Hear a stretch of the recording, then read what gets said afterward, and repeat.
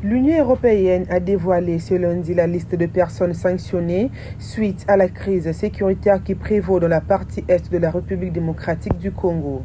En tête de cette liste, Bertrand Bisimwa, président du mouvement du M23. L'Union européenne considère que le M23 entretient le conflit armé, l'instabilité et l'insécurité en République démocratique du Congo, notamment en incitant à la violence.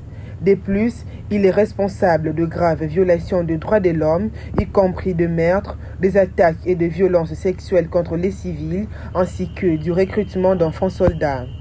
Aux côtés de Bisimwa, quelques membres de son mouvement sont sanctionnés. C'est le cas de Désiré Roukomera, citoyen rwandais chargé du recrutement et de la propagande au sein du M23.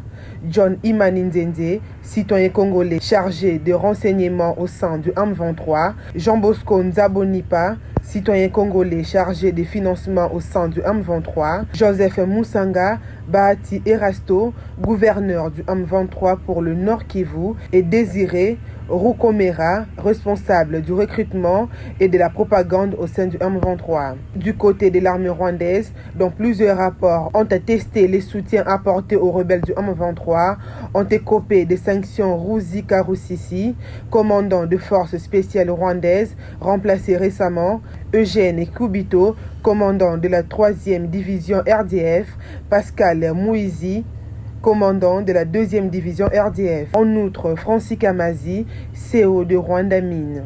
Il dirige une entreprise où les minéraux continuent d'être exploités dans les zones minières contrôlées par le mouvement du M23 et sont trafiqués vers le Rwanda au profit à la fois de l'alliance Fleuve Congo M23 et de l'économie rwandaise. Ces sanctions interviennent alors que le M23, en connivence avec l'armée rwandaise, occupe les chefs-lieux du Nord et Sud Kivu ainsi que d'autres zones dans l'Est de la République, causant la mort de milliers de personnes, un déplacement massif des populations et la fermeture des écoles.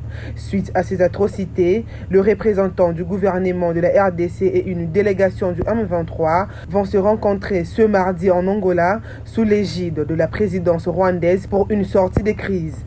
Ces personnalités ne pourront plus voyager dans le territoire de l'Union européenne et leurs avoirs sont également gelés.